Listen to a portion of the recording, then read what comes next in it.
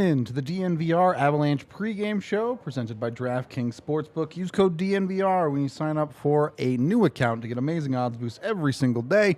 Rudo and Megan coming to you live as the Avs take on the St. Louis Blues in a matinee, the front half of another back-to-back today. We'll get into the game storylines, lots of things going on. Eustace Annunen and net, Cale Makar back in. Before we get to all that, though, the St. Louis Blues look a little bit different. A little lineup note. Minor thing, they kind of traded their 1C of Ryan O'Reilly.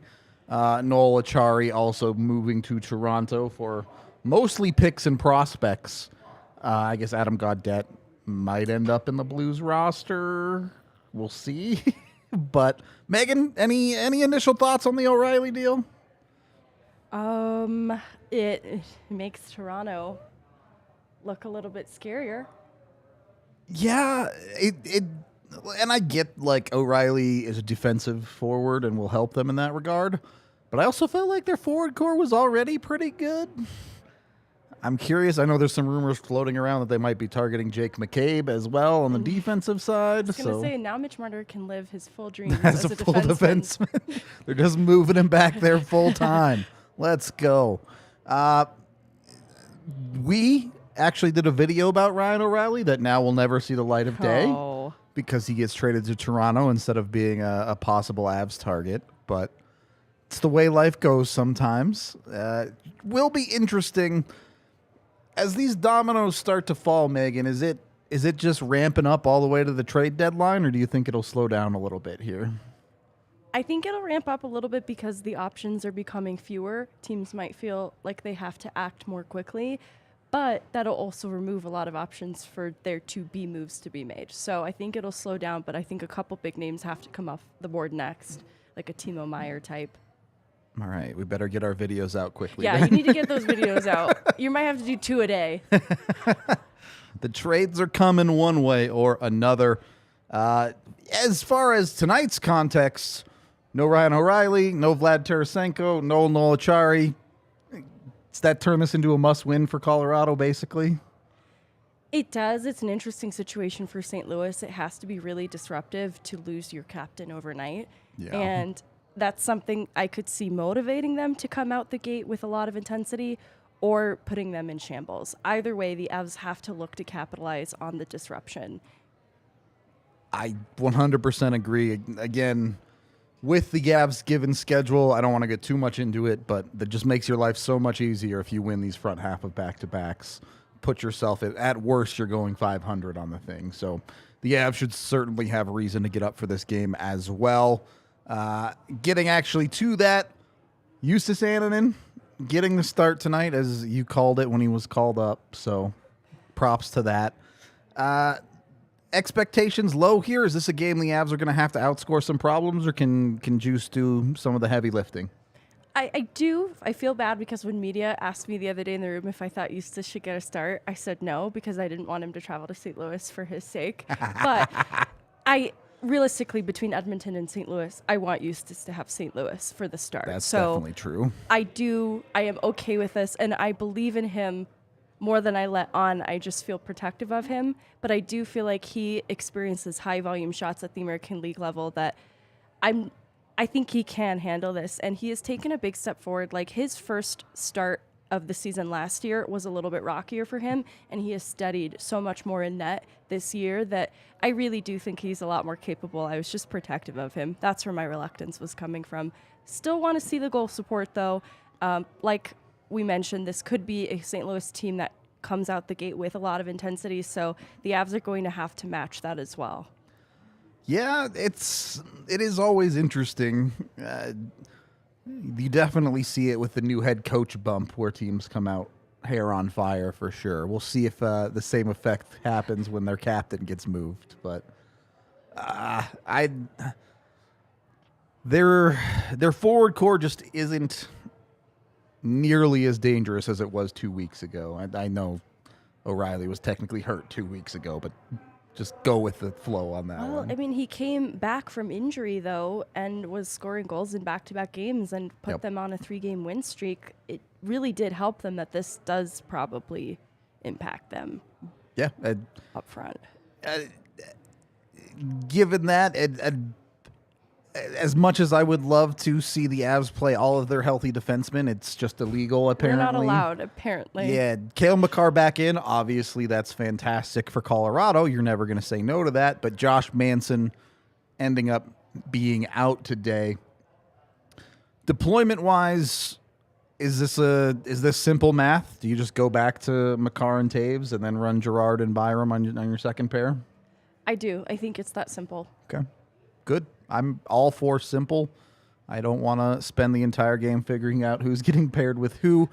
Beyond that, Avs also looking like they're heading back to 12-6 with Ben Myers back up. Should be playing tonight, I'm pretty sure. Bednar said as much. Not sure why he didn't come to practice. Maybe someone was joking that Eustace saw him like on the side of the road and just kept driving. That's obviously all made up, but we're not sure why Ben Myers didn't make it, but Eustace did.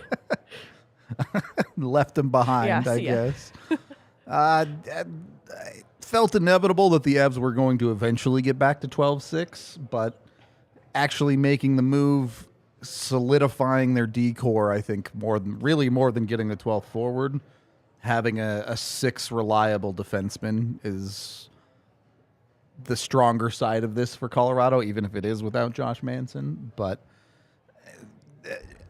do the Avs, how do I want to word this? Do the Avs need that consistency down the stretch? Do they need to start finding reliable things, or do you think they're comfortable just kind of making it work through the rest of this regular season? No, I do think it's going to be, they're going to have to grow comfortable in the unreliability of not having every person healthy and accounted for, because that is going to be a possible scenario in the playoffs. Hopefully never to this extent, but they're going to have to be able to pivot around injuries and not having access to every healthy body. And they've been tested in unnecessary degree through this point that it feels a little more realistic now, like not having a Josh Manson, but getting a Cale Makar is a little more realistic than not having both of those players, also Gabriel Landeskog, Darren Helm. It started to mount and pile up too much, but at some point they also do need to grow comfortable in not having everybody accounted for. And that's, I think, where you see the strength of the Minnesota game. There were a lot of things analytically that didn't go well for them, but they still found a way to close out that game. And it was in the absence of Cale Makar. I think they have to repeat a lot of that. And so this is still a good extension of that test, being able to find different ways to win. Never not being tested, it feels like sometimes. No, it's been ridiculous this season. They got to dig deep for sure. Maybe don't repeat the 10 shots in 2 periods part of the Minnesota game. But No. I would expect significantly better from Colorado. 1, they should have legs tonight. But 2, they're just a better hockey team than underlying wise what they showed in that game. I think everybody knows that. We will see exactly who steps up, where people look specifically. I'm going to keep picking Mikko Rantanen until he sorts it out again. Where are you at tonight, Megan? You know, I think back to Mikko hat-trick game against St. Louis, and I would like to see some heroics. He's just due to step up to the plate a little bit here. I'm not expecting him to single-handedly win this game because he does have more talent around him that could also step up. I've been impressed with the way depth scoring has contributed. I do think it's necessary for them to contribute here as well, but would like to see a little more from Mikko. There you go. An easy person to look at. This should not be a hard one for the Avs to get up for right now. You saw Minnesota and Dallas classically go to overtime last night, making life as hard as possible for the Avs on the scoreboard watching. The Avs got to continue to get points and move in the right direction to lock down the 3rd spot in the Central as it currently stands. Yes, they have games in hand. That's great. They can use those when they come along. But in the moment, take care of business now and use those games in hand as bonus, essentially, is what I'm looking at here. When you're looking top to bottom in this lineup, great. Mikko needs to play better. Where does the motivation come from? Is it just a team-wide thing, or is someone leading this charge when it comes to getting these guys up as we're still waiting for Landeskog to even get back to Colorado? It's an interesting question because I feel like the leadership group in Landeskog's absence definitely is different, and it has been to their detriment at times. But I've seen the way Mikko Rantanen has ascended to more of a leadership role, like a McKinnon type, leading by example in a lot of ways and making himself accountable after bad games. And so he's someone that I look to, isn't afraid of accountability, isn't afraid of looking himself in the mirror and saying, I need to do more. So I think he self-motivates in that way. As far as the team-wide buy-in, though, I do think that's something that it's a group effort. It's the Andrew Cogliano types, and probably I don't know about Eric Johnson's role, but I'm assuming he also has a voice in that room, even when he's injured. That is rallying for them and keeps them on track with what it is that they're playing for as well.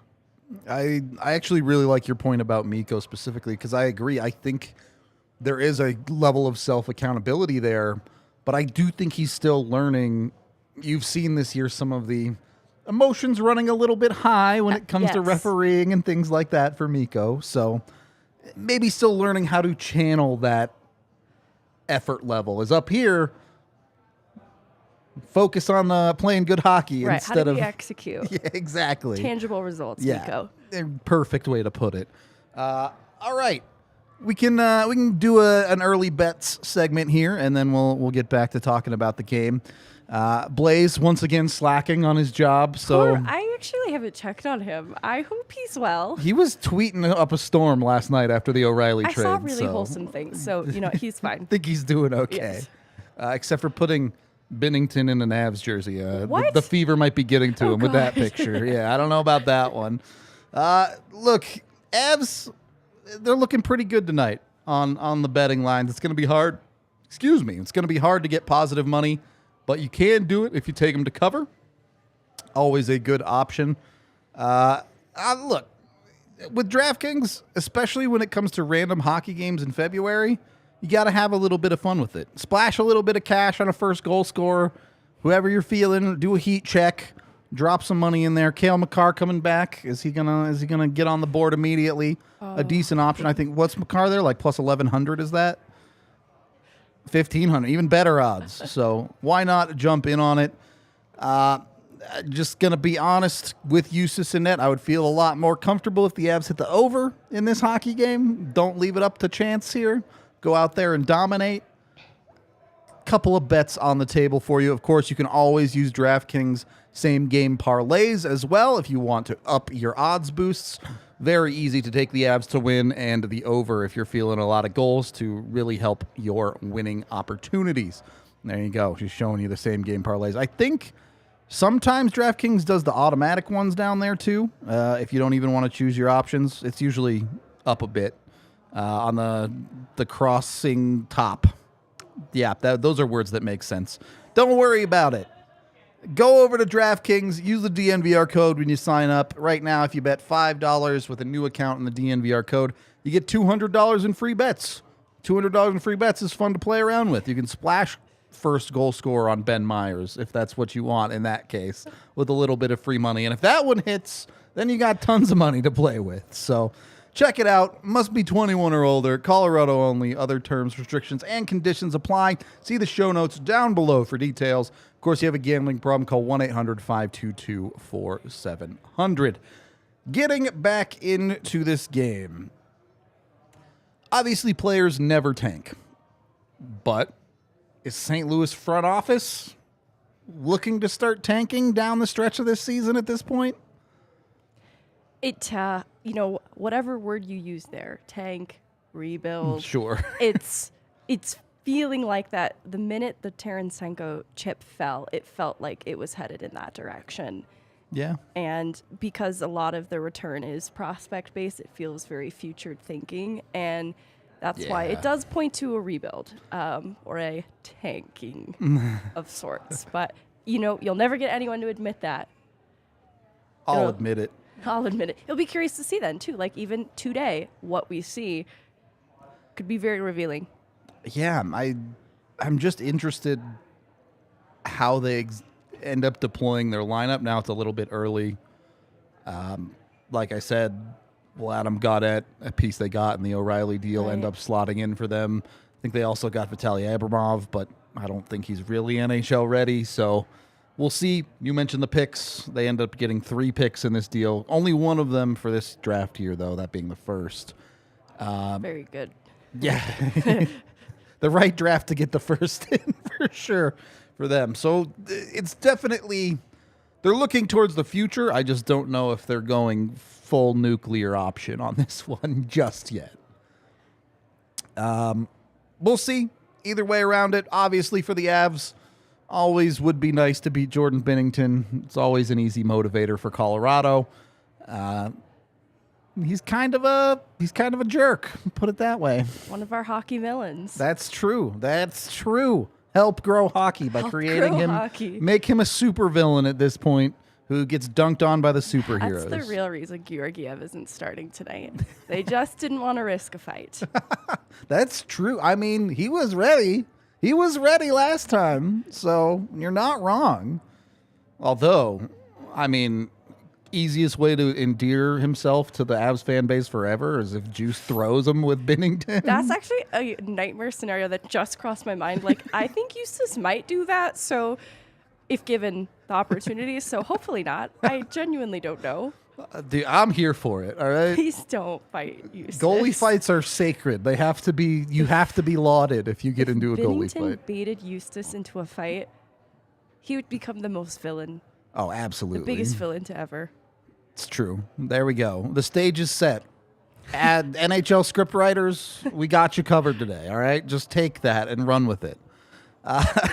Any final thoughts heading into a matinee today, Megan? No. All right. I will leave you then with, it's a matinee game. They're always weird. You never know what happens.